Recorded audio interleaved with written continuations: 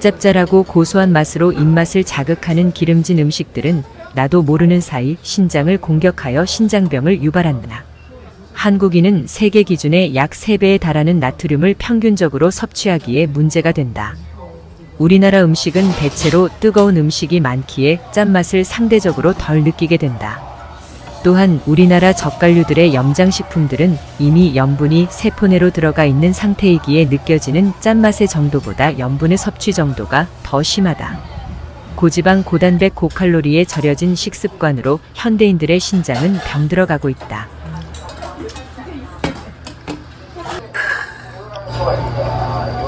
저는 밥이랑 국물을 다 먹어요. 이게 속이 든든해가지고 국물을 항상 거의 다 먹어요. 신장은 다양한 기능을 하는데 노폐물을 배설하고 수분량을 조절하며 조혈작용을 촉진하고 혈압을 조절하면 뼈의 대사에도 관여한다.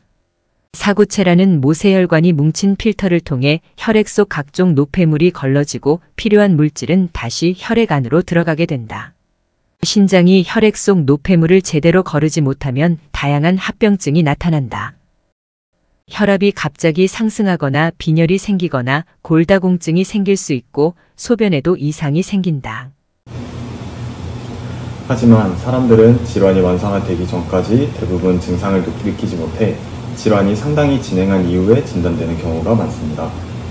콩팥의 기능이 나빠진 상태에서 콩팥에 여러 노폐물들이 쌓이게 되면 만성적인 염증 상태로 진행하게 되고, 이러면 이제 몸 밖으로 배출되지 못한 여러 노폐물들이 혈관에 쌓이면서 동맥경화를 일으킬 수 있습니다.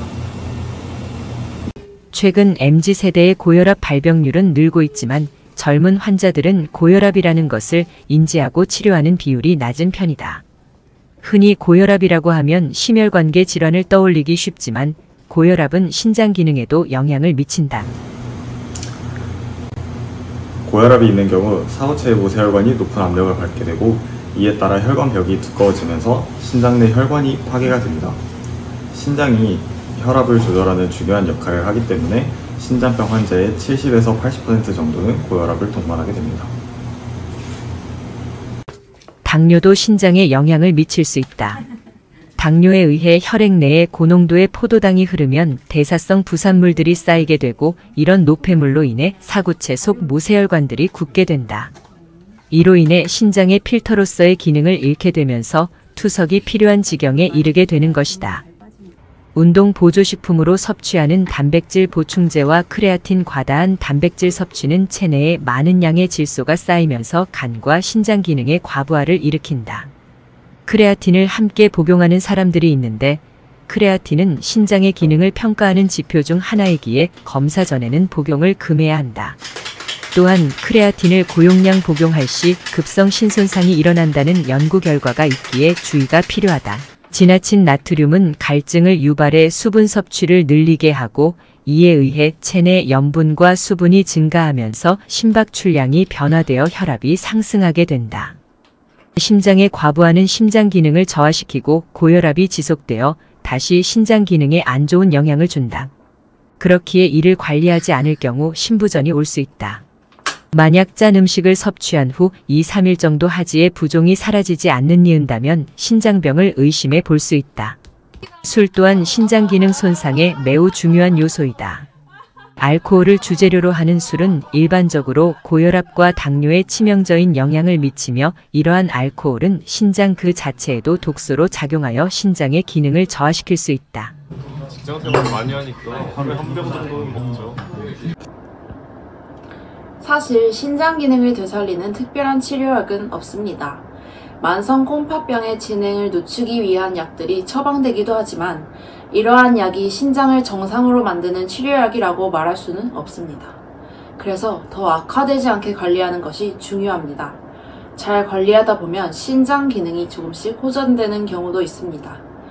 잘 관리한다는 것은 신장 기능을 해치는 당뇨와 고혈압을 잘 조절하는 것, 그리고 식단 관리가 중요합니다. 한때 보디빌더를 꿈꾸며 매일 꾸준히 운동하고 많은 양의 단백질을 섭취했던 대준씨. 그러나 몇 년 전 신장 기능이 안 좋다는 말을 들어 운동을 자제하고 건강관리를 열심히 합니다. 최근에는 통풍을 진단받아 건강을 위해 더 많은 노력을 합니다.